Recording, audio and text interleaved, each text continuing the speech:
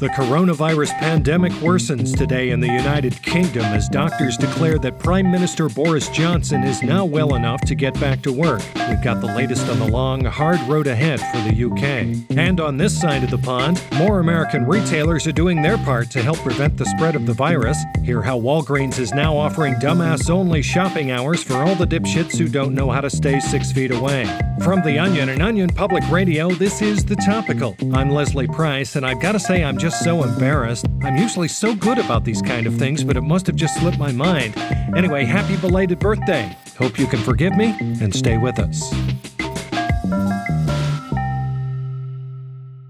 As the country continues dealing with the COVID-19 pandemic, more companies are unveiling new measures to ensure safe practices and protect especially vulnerable populations. Walgreens is just one of the many retailers looking to minimize the number of people in their store at a time to help reduce the spread of coronavirus. Here with more on how Walgreens is responding is occasional medical correspondent Alan Potts. Hello, Alan. Hi, Leslie. Earlier this week, Walgreens announced that they would be implementing new dumbass-only shopping hours for dipshits who don't know how to stand 6 feet apart. And as of today, stores nationwide will be open from 7 to 9 every morning exclusively for brain-dead morons who have no fucking clue how to maintain distance from their fellow shoppers. Well, it's great to hear that they're taking public safety so seriously there. It certainly is. I asked Walgreens spokesperson Stephanie Prillo about how the company arrived at this policy. Here's how she explained it. Walgreens wants to ensure that all our customers can shop in comfort and safety during these uncertain times. So when we began seeing these absolute fuckwits not wearing face masks, congregating in the aisles, and coughing all over the frozen corn dogs, we knew that it was our responsibility to do something. Now they can shop in peace without the discomfort of customers with half a brain in their goddamn head yelling at them for brushing right up against them in the checkout line. Interesting. And have we seen any results from the policy? Well, that's difficult to track, but what we do know is that these knuckle-dragging dumb fucks are much more susceptible to coronavirus due to their inability to use even an iota of brain power to follow the most basic CDC recommendations. Remember, these people don't know their asses from a hole in the ground, so anything we can do to protect them is a good thing. Yeah, definitely. And how have customers been responding? Well, I spoke with some of the shoppers utilizing the new time slot this morning, and overall it's been positive. I like the store. They said go to the store now, so I went to the store. It's nice there are less people. I get to touch all the stuff. Want to share a popsicle? I do not. Well, they certainly sound optimistic. They do, and that attitude will hopefully serve them well with the horrible symptoms they'll soon be experiencing. Indeed. Thank you, Ellen, for what was on the whole a pretty mediocre report. Wow. Okay. That's OPR's Alan Potts.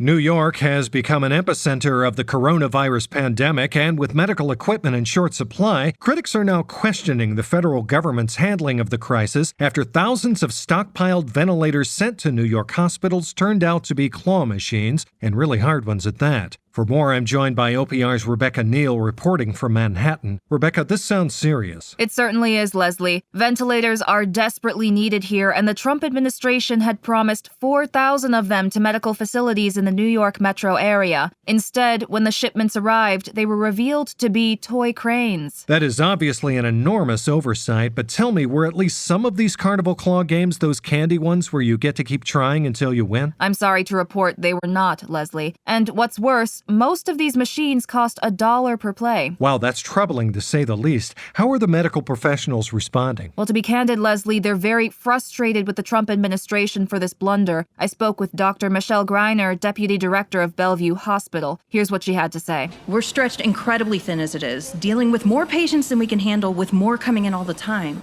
Plus, the claws on these machines are super loose because even when you do manage to grab onto a prize, it immediately falls back down, which is totally unfair. And have you tried walking over to the other side of the machine to check your angle before you press down on the button? Of course I have.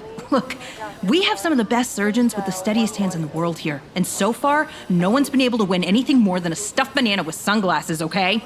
Sorry, we've just all been under a lot of stress. It seems like this oversight is likely to further inflame Trump's already contentious relationship with his home state. That's true. Governor Andrew Cuomo had some very harsh words for the president after one of the machines ate his $20 bill without even letting him play.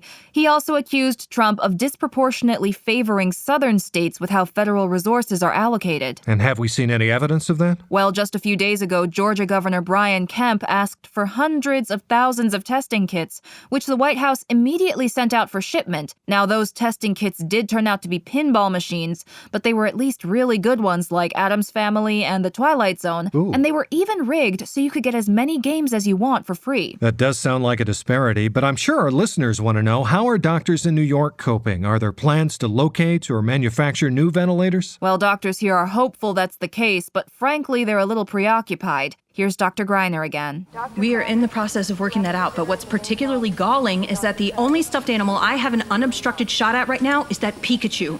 And I already have one of those, but, whatever. I'm going for it.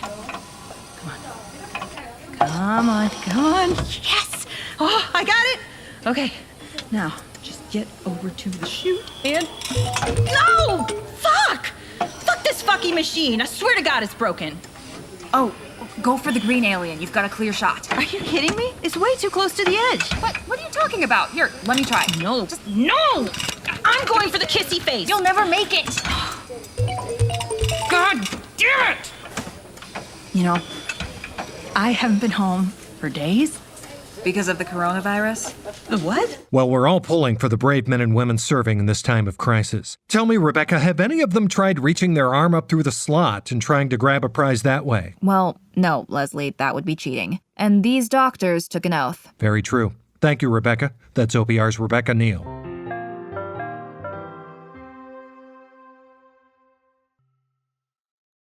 As news of the coronavirus continues to dominate the airwaves day after day, we here at OPR think it's important to stop and take a look at the good sometimes. Thankfully, today OPR's Jenna Resnick joins us with a heartwarming story about love and connection in the face of all this tragedy. We hope you enjoy.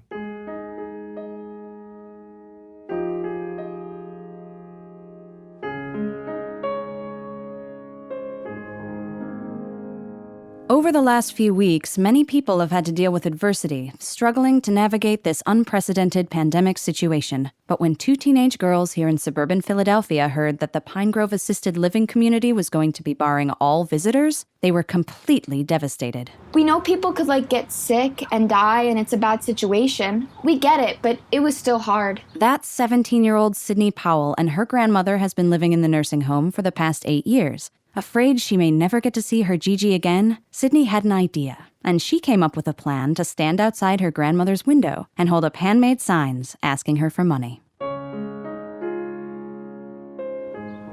I just really missed it. We hadn't been over to see her or collect any checks since Christmas. Ugh, that's heartbreaking. I know, right? I don't want to have to get a job this summer. I worked at Dairy Queen after my sophomore year, and it sucked. Many kids would have been understandably upset, but unlike many others, Sydney and her sister decided they were going to take action and make their world a little brighter. They started brainstorming any way they could think of to get their hands on that cash. Well, at first I thought maybe we could do it over the internet, because I have some friends that got their grandparents in Arizona to send them $100 last week. But our grandma doesn't know how to use tech stuff like Venmo. But then I remember my little sister had this craft stuff left over from a school presentation, and I thought we could actually go over there, make some really fun signs, and get her to toss the money out the window or something. That's so sweet. What a great idea. And I wasn't the only one who thought so. Even the staff began to take notice, with many calling it one of the most heartwarming things they've ever seen. Many of these elderly residents are lucky to have their grandkids ask them for money once a year, even when things are normal. When they saw these kids out on the lawn with signs that said, "Grandma, do you have any money?" and "Make it cash, please," their spirits were lifted. I bet their grandmother felt really special after seeing that. Oh, her face just lit up when she saw them outside. She even called us in so we could help slide an envelope of cash out the window. So many senior citizens rely on visits like this. Without handing out 20s to disinterested teenagers, these people have no purpose. And these thoughtful kids did not stop there. When they realized that a lot of these old people haven't had any visitors at all, that gave them an even better idea. We just thought it was so sad that they had all this money lying around. So we started going around to the other windows just to see if they had any cash they wanted to give us. We made like $2,000 so far. This feels amazing. A relationship with a grandparent is a special thing. I'm sure they appreciate. Wait, there's one we haven't hit yet. Hey, old lady, over here. You got $50? Why isn't she looking over? Is she fucking deaf? Hey! And ever since, Sydney and her sister have been inspiring others to do the same all over the country. In fact, their own mother was so inspired by her children that she sent them back the very next day with a sign asking their grandmother to update her will before anything happens. For OPR, I'm Jenna Resnick.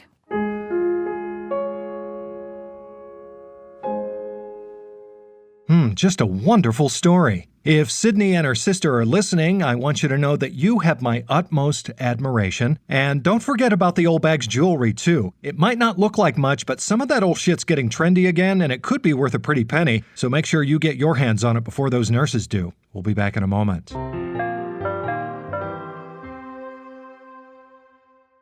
Well, if you're looking for a bit of exercise today, might I suggest listening to the rest of this news while walking in small circles around your coffee table? Just a suggestion. Here's what else you need to know today. The nation's boyfriends have announced plans to spend an infuriating afternoon speaking in an Australian accent. They also followed up the announcement by clarifying that after spending several hours butchering the Aussies accent, they'd move on to an even more maddening Cockney accent to finish out the night. In a bit of nature news, the nation's wildlife announced that they're only 2 weeks away from completely regaining control of planet Earth thanks to humans practicing social distancing. Elected leaders for all the animals across the world warned that an attempt to return to normal by the human race would result in their slow and painful death right in their very own front lawns. And big news for one popular music and podcasting platform. Spotify announced today a new premium service that will finally allow users to control the volume. For just $11.99 a month, subscribers can listen to their favorite songs, albums, and daily news podcasts as loudly or softly as they'd like.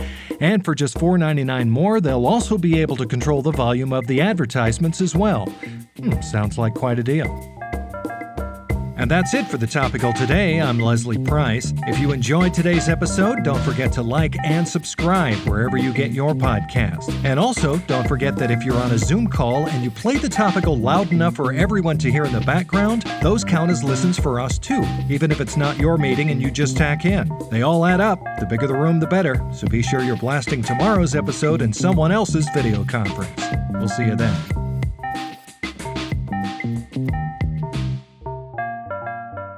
The news doesn't stop just because this YouTube video has. For even more on all the worst things happening in the world right now, listen and subscribe to The Topical on Apple Podcasts, Spotify, or wherever you get your podcasts, you insatiable news freaks.